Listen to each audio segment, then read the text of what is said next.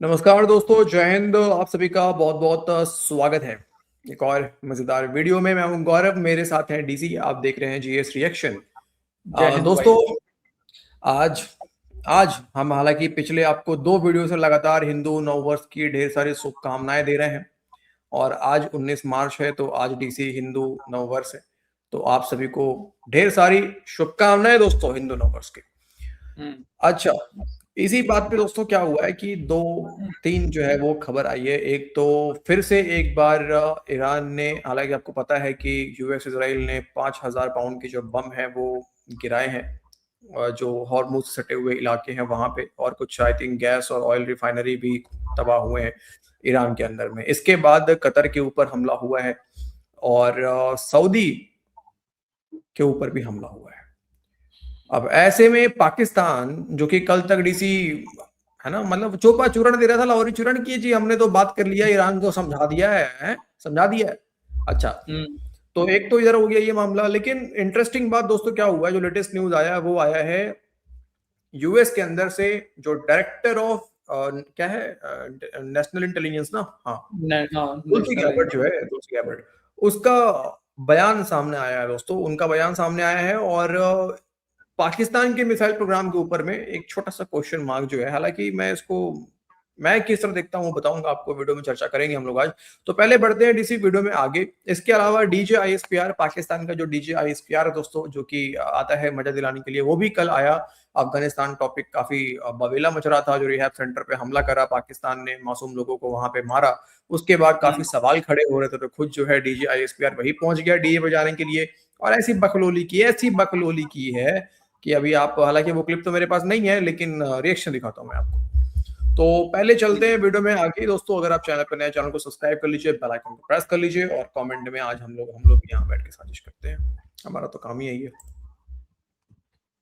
Saudi अरब के एक तज्जियाकार ने अभी हालिया, या शायद कोई सरकारी शख्सियत, मेरे ख्याल में कोई तज्जियाकार ही थे, कहा कि हम दिफाई पैक्ट को इन्वोक करेंगे अगर हमला होता है।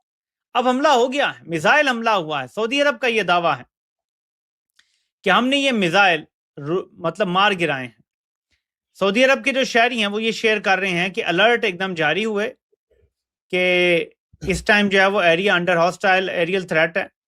इसके बाद फिर अलर्ट जारी हुआ कि अब वो थ्रेट खत्म हो गया, क्योंकि मिसाइल जब लॉन्च हुए तो अर्ली वार्निंग रडार सिस्टम तो होगा, उसने फौरन थ्रेट जारी किया, पूरे सिस्टम ने, हर शहरी को थ्रेट पहुंच गया। के बाद जब मिसाइल कुछ टारगेट किया, जो ये आग इतनी भड़की हुई है, इससे यही पता चलता है कि ये जो दिफाई पैक्ट है, कोई चाहता है कि ये इन्वोक हो, इसीलिए ईरान को तंग किया जा रहा है। ईरान की लाइफ लाइन काटी जा रही है कि ईरान के पास इस जंग से बचने का कोई और रास्ता नहीं है। The only threat that they have is about oil. उसमें स्ट्रेट ऑफ हॉर्मुज भी आती है और इसमें अरब ममालिक के अंदर जो तेल और गैस के जखायर हैं वो भी आते हैं। इसके अलावा ईरान के पास कोई थ्रेट नहीं है इस जंग को रोकने की, तो वो यही कर सकता है। देखिए, ईरान के पास कोई ऐसा मिसाइल नहीं है जो अमेरिका पहुंच जाए।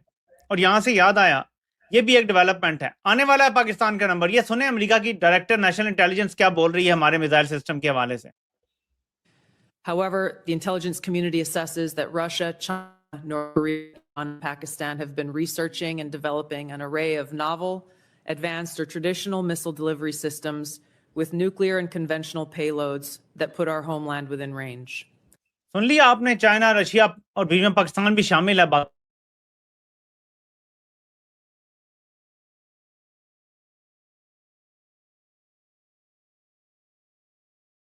ऊपर जाने नहीं देना। 2500 मैक्सिमम है, या 2750 वैसे कहते हैं शाहीन मिसाइल की है। लेकिन मुशर्रफ ने, आपको पता है, रोक दिया था साइंसदानों को कि तुमने ये इंटरकॉन्टिनेंटल बैलिस्टिक मिसाइल का सोचना भी नहीं है। देखें, जर्नैलों की रेड लाइन अमेरिका है, जर्नैलों की रेड लाइन इसराइल है। ऐसा कोई मिसाइल नहीं बनेगा जो इन दो ममालिक को पेनिट्रेट कर सके, उनके दिफा को पेनिट्रेट कर सके। ऐसा कोई मिसाइल नहीं बनेगा। हमें हाँ ये जरूर कहा जाता है कि 2750 वाला मिसाइल पहुंच जाएगा इसराइल, लेकिन यकीन माने कि ये सिर्फ कागजों की हद तक है। ऐसा कोई मिसाइल ये बनाएंगे नहीं। सिर्फ मिसाइल उतना ही होगा जो इंडिया के हर कोने में जा सके, और वो मेरे ख्याल में 2000 किलोमीटर इनफ है। इसलिए ये बात फिर क्यों की गई है? अमेरिका ये बात जानता है, हमने तो ये हमारी स्टेटेड पॉलिसी है कि हम इंटरकॉन्टिनेंटल बैलिस्टिक मिसाइल नहीं बनाएंगे। क्यों कह रहा है इंडिया ये बात, अमेरिका ये बात क्यों कह रहा है?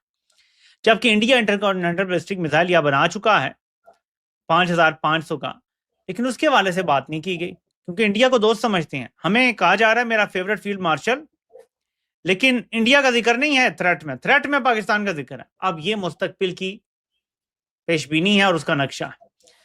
पाकिस्तान का मिसाइल दिफाई निज़ाम जब अरब ममालिक का कचूमर बन जाएगा, जो 2-4 रह गए हैं, तो पाकिस्तान का दिफाई निज़ाम खतरा हो जाएगा दुनिया के अमन के लिए। मैं आपको भी से कहानी बता रहा हूँ, ये जर्नैलों ने ज्यादा से ज्यादा 8-10 साल खरीदे हैं ये गुलामी करके। इज्जत की जिंदगी जी लेते तो शायद और इनके फेवर में आ जाते, लेकिन इन्होंने गुलामी से शायद 8-10 साल खरीद लिए हैं। लेकिन कौमों की जिंदगी में 8-10 साल क्या होते हैं? उसके बाद तबाही है। आपका मिसाइल निज़ाम दुनिया के अमन के लिए खतरा करार दिया जाएगा, आप पर सैंक्शंस लगेंगी, आपका एटमी निज़ाम दुनिया के अमन के लिए खतरा करार दिया जाएगा, आप पे सैंक्शंस लगेंगी और सैंक्शन का सिलसिला 10 साल में शुरू हो जाएगा। ये सैंक्शंस लग गई तो हमारा हाल वही होगा जो बाकी ममालिक का होता है। अब जाहिर है कि इनको टेंशन हो गई, इनको परेशानी हो गई। अच्छा, आगे बढ़ने से पहले डीसी थोड़ा सा यहाँ पे एक चीज दो चीज डिस्कस करूंगा। पाकिस्तानी जो देखने आते नीचे एक आधो कमेंट करते हैं आके, अबे सुनो तुम लोग, ईरान डीसी खमेनेई मारा गया, ठीक है, कई आईआरजीसी के जो उसके ऊपर के टॉप कमांडर्स थे वो सब मारे गए, ठीक है। पाकिस्तानी कहते हैं कि हमारी फौज अल्लाह की फौज है। मैं इनसे पूछू जा रहा एक बात, पाकिस्तानी कहते हैं, डीसी का कुछ वेबकैम का प्रॉब्लम आ गया दोस्तों, तो अल्लाह की फौज है ना पाकिस्तान की फौज, तुम लोग यही कहते हो।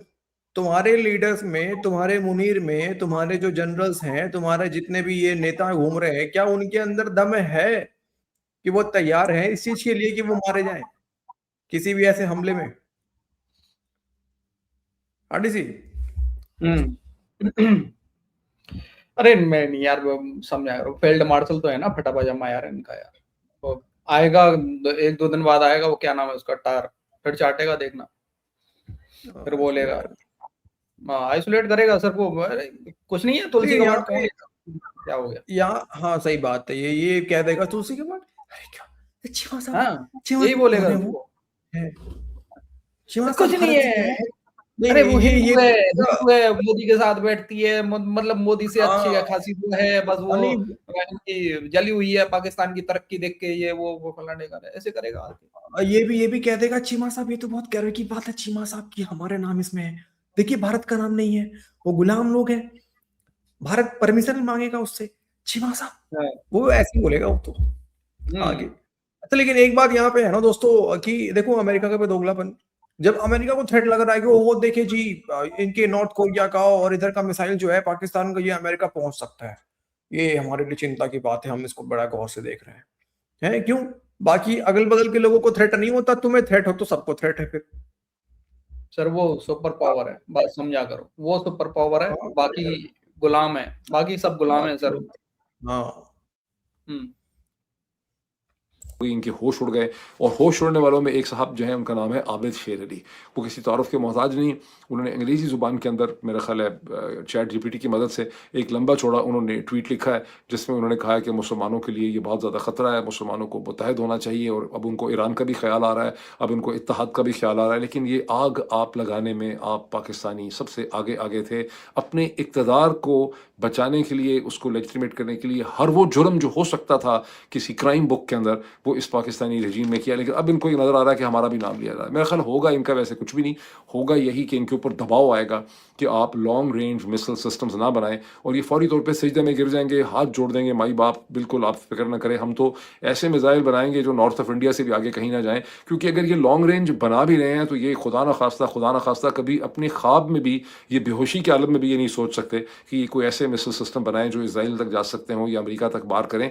ये जो भी बना रहे हैं वो सिर्फ हिंदुस्तान के ऊपर एक डिटरेंट रखने के लिए बना रहे होंगे कि हम हिंदुस्तान की साउथ को भी, क्योंकि हिंदुस्तान की ज़ाहिर डेप्थ बहुत ज़्यादा है और उनकी समंदर के अंदर भी उनकी बहुत सी जो है सबमरीन्स पाई जाती हैं। तो ये बेसिकली ये हिंदुस्तान को वार्न करने के लिए बना रहे होंगे, यही एक्सप्लेनेशन भी देंगे, लेकिन हो सकता है कि कहें कि हम लेस रेंज के मिसाइल जो है बना लेते हैं। डीजी आईएसपीआर ने 24 घंटे बड़ी मसरूफियत से गुजारे।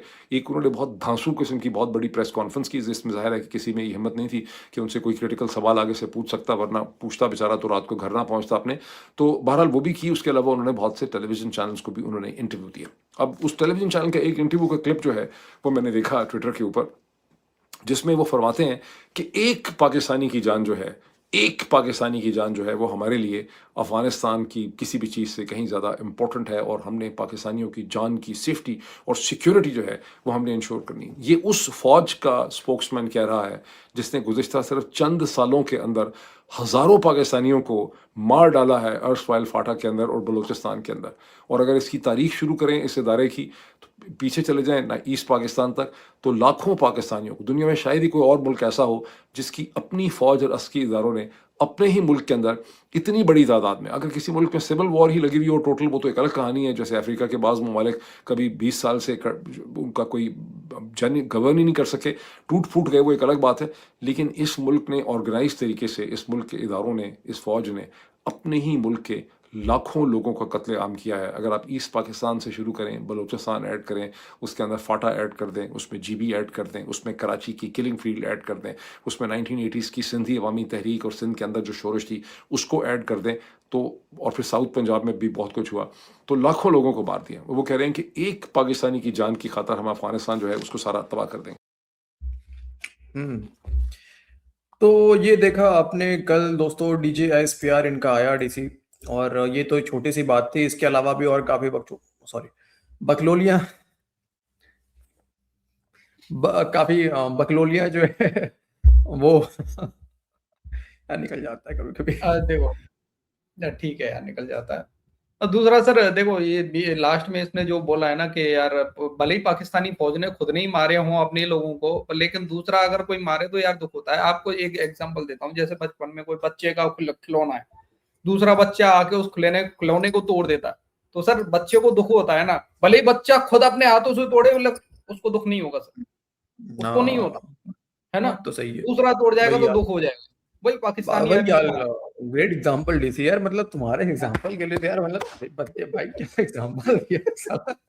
नहीं, पाकिस्तानी आर्मी वही बोलती है, मेरी चीज तूने तोड़ी कैसे, मैं तोड़ता है इसको, तूने कैसे तोड़ दिया। पाकिस्तानी कहना चाह रहे हो कि तुम पाकिस्तानी तो खिलौने, पाकिस्तानी फौज से खेलती है, वो मारे तोड़े डंडा गुड़े कुछ भी करे यार, उससे बाकियों को क्या है। लेकिन अगर गलत हो खिलौने ही है। तो ऐसे ही दोस्तों कल डीजे आईएसपीआर आया आंख मारते हुए और मजे में दिला दिया, तो पैसे वापस, बस वही सब चला है कल पूरे टाइम एक्स के ऊपर सोशल मीडिया पे। और अभी तो मजे आने वाले हैं। वैसे धुरंधर जो है वो काफी सारे छोटे छोटे क्लिप्स लोग डाल रहे हैं इसके ऊपर में मैं तो वेट कर रहा हूँ कि कब कोई आए भाई, मजा आ जाएगा अभी देखने में इनको। अब तो बिल्कुल प्रूफ हो चुका है भाई, अब देखो प्रूफ हो चुका है। अब जो पाकिस्तानी कह रहे थे पहले वाले में कि मोदी जी ने लिखा है कि एक लाइन धुरंधर की, तो अब प्रूफ हो गया भाई, ये प्रूफ हो गया, हमारे प्राइम मिनिस्टर का लिखा हुआ है। ठीक है, बिल्कुल मोदी जी ने लिखी। वो सब तो बात अपनी जगह अलग है। लेकिन बहुत सारे डेवलपमेंट है दोस्तों, और अभी तो चलो मजाक मजाक में हमने इस क्लिप को निकाला है, बट काफी सीरियस चीजें भी हो रही हैं जिसके ऊपर हम कोशिश करेंगे। वैसे तो हम पता है आपको कि सीरियस चीज तो आप हर जगह देखते हो यार, यूट्यूब पे इतने चैनल्स पड़े हुए हैं डीसी, सभी लोग सीरियस बातें कर रहे हैं ना, तो यार थोड़ा बहुत हम सोचते हैं चलो अपने दोस्तों को थोड़ा बहुत मतलब जियो पॉलिटिक्स के साथ साथ हल्का सा मसाला वसाला ऐड करके ऐसे परोसा जाए कि थोड़ा सा भाई लोग का एंटरटेनमेंट भी हो जाए, और आसपास चल के आ रहा है वो भी थोड़ा सा, उसके लिए भी थोड़ा अवेयरनेस आ जाए तो बढ़िया रहेगा। तो खैर बाकी पाकिस्तानियों को पेलने का काम भी हो जाता है हमारा, साजिश भी हो जाती है हमारी। तो आज के इस क्लिप में इतने ही। बाकी आप लोग कमेंट कीजिए, जब इस पे हम क्या ही काउंटर करें, कोई पाकिस्तानी नहीं पेल दिया उसको। हाँ लेकिन देखो ये वही पाकिस्तानी जो पीटीआई वाला है, ये अपने टाइम बलूचिस्तान, इसको आज याद आ रहा है इसको डीसी, अपने टाइम पे याद नहीं था बलूचिस्तान, तब याद नहीं आता था इसको। ये भाई बात समझा करो, अब इनकी पार्टी नहीं है, जब ये गवर्नमेंट में आ जाएंगे, मतलब इनकी पार्टी, इनकी पसंदीदा पार्टी गवर्नमेंट में आ जाएगी, फिर ये लोग बंद करके बैठ जाएंगे सर, कुछ भी होगा पाकिस्तान में। तो अभी इनका यू टर्न दिखाएंगे आपको। ठीक है, चैनल सब्सक्राइब कर लीजिए, आइकॉन को प्रेस कर लीजिए दोस्तों, और कमेंट और वीडियो को शेयर कर देंगे तो हमें सपोर्ट मिलता रहेगा। आपका बहुत बहुत धन्यवाद आज के इस वीडियो को देखने के लिए। जय हिंद दोस्तों। जय हिंद भाई लोग।